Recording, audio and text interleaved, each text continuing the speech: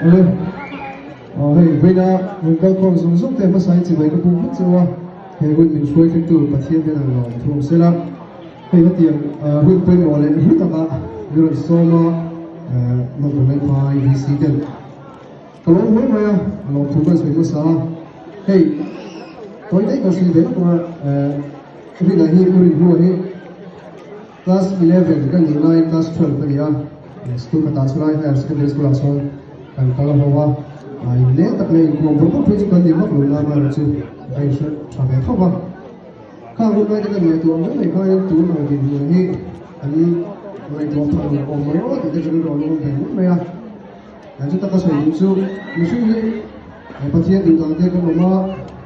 kan foreign chuan tu ni ro tu mo ni ti ka kan so lam mai do ni chuan các giải mã các sợi về trên số reload từ đầu hiện tại thế thì thế hi bây giờ hiện các sợi về nó sáng rồi cũng được có hi mình thấy cái tiếng nói nó đi vào chỉ số reload từ cái đầu hiện thì là tổng tập hợp là phong trình số của cái gì không bây giờ hiện thì anh sẽ tháo về đây là nó các sợi về từ cái gì tiêu lâu mấy thì là cái sáng đấy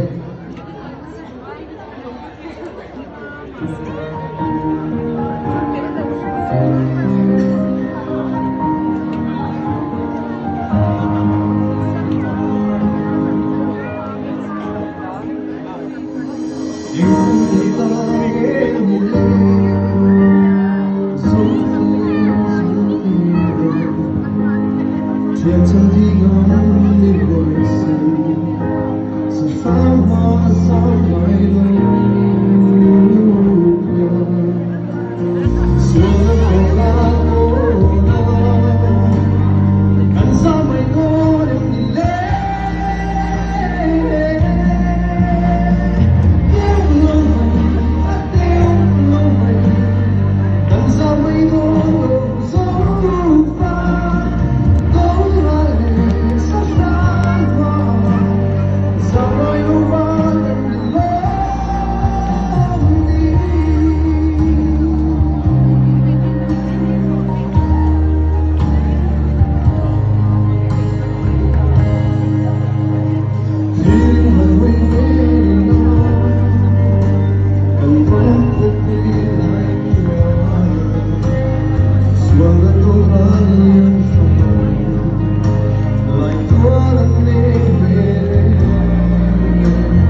Hãy subscribe cho kênh Ghiền Mì Gõ